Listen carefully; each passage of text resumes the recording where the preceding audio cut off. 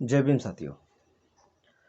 आज का सवाल है, बुद्ध ने कर्म नियम के कैसे विभाग किए हैं? किस प्रकार कर्म नियम के विभाग किए हैं?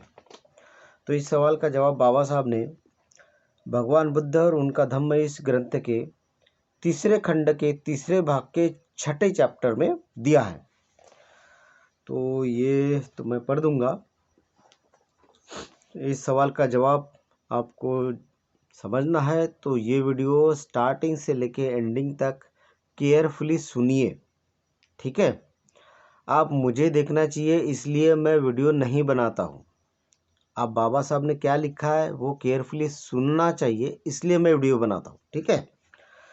तो ये आपको लगे कि ये नॉलेज बाबा साहब ने जो लिखा है वो दूसरों को भी मिलना चाहिए, तो वीडियो को शेयर कर देना और चैनल को सब्सक्राइब करके बेल आइकन दबा देना। चलिए पढ़ते हैं क्या लिखा है बाबा साहब ने। यह तो इसका है कि एक कर्म और उसके विपाक का मतलब होता है उस कर्म का परिणाम। आपने जो भी कर्म किए होंगे उसका कुछ ना कुछ तो परिणाम होगा ना, उसका परिणाम, कर्म और परिणाम, विपाक परिणाम में समय का थोड़ा बहुत या काफ़ी अंतर हो जाए, काफ़ी भी हो जाए, ऐसा बहुधा होता है। देखिए ये लाइन में फिर से दोहराना चाहूँगा।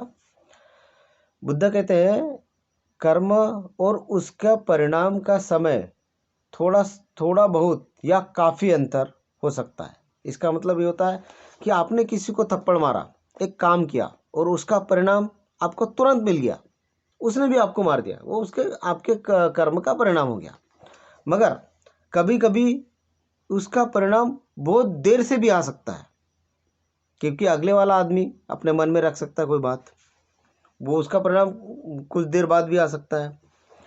देखिए यहाँ पे लिखा है बाबा साहब ने, बुद्ध कहते हैं उसका परिणाम आने में थोड़ा अंतर भी हो सकता है। कोई किसी को अगर गलत कहता है तो उसका परिणाम उसको भुगतना पड़ेगा, उसी वक्त भुगतना पड़ेगा ऐसा नहीं है, कुछ देर बाद भी भुगतना उसको पड़ सकता है। इस सृष्टि में कर्म के कोई विभाग है, जैसे इस जन्म में फल देने वाला कर्म।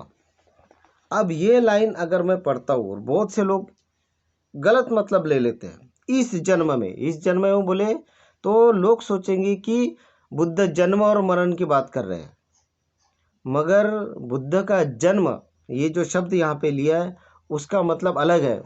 उन्होंने कहा है, उनका कहने का मतलब ये था कि उसी वक्त फल देने वाला कर्म, उसी वक्त तुरंत, ये एक विभाग हो गया।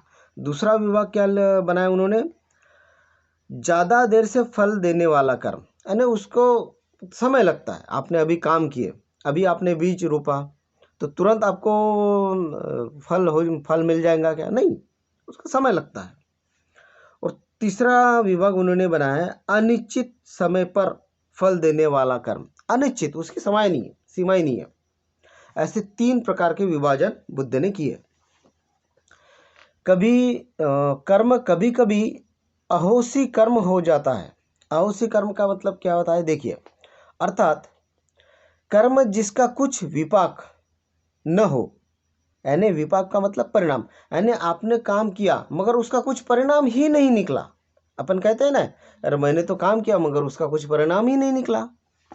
तो बुद्ध क्या कहते हैं, देखिए इसके बारे में, इसको अहोसी कर्म कहते हैं। इस अहोसी कर्म का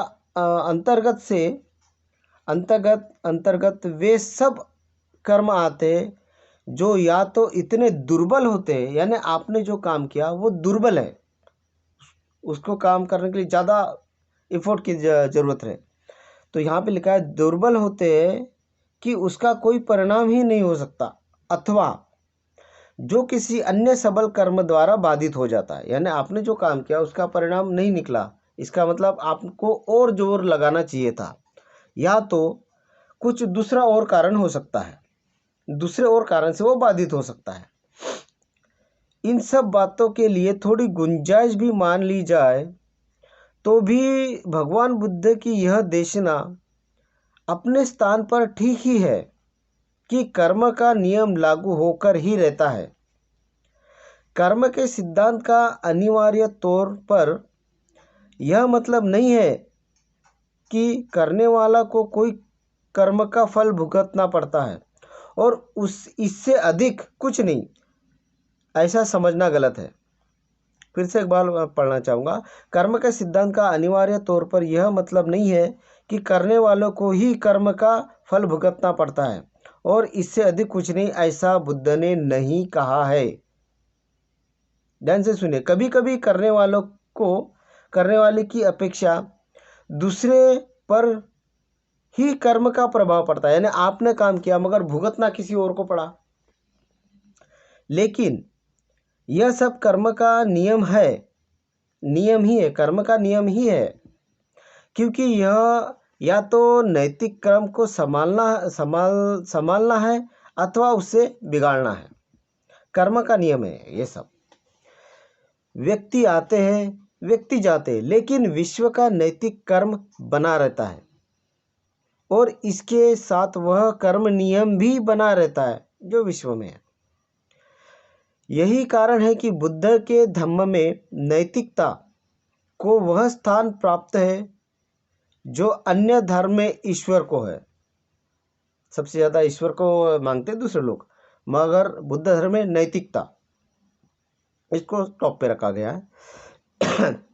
इसलिए इस प्रश्न का कि विश्व का नैतिक क्रम कैसे बना रहता है, बुद्ध ने जो उत्तर दिया है वो इतना सरल और इतना पक्का है।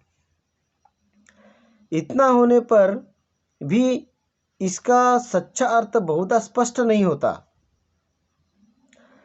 प्राय ही है कि बल्कि लगभग हमेशा यह अच्छी तरह से समझा नहीं जाता है या गलत तौर पर बयां किया जाता है अथवा इसकी गलत व्याख्या ही की जाती है। बहुत लोग इस बात को समझते प्रतीत नहीं होते कि कर्म के नियम का सिद्धांत इस प्रश्न का उत्तर है कि विश्व का नैतिक क्रम कैसे बना रहता है। लेकिन बुद्ध के कर्म के नियम के सिद्धांत का यह ही प्रयोजन है। कर्म के नियम का संबंध केवल विश्व के नैतिक क्रम के प्रश्न से है। इसे व्यक्ति की विशेष के धनी निर्धनी होने या भाग्यवान अभाग्यवान होने से कुछ लेना देना नहीं। इसे केवल विश्व के नैतिक क्रम के बने रहने से सरोकार है।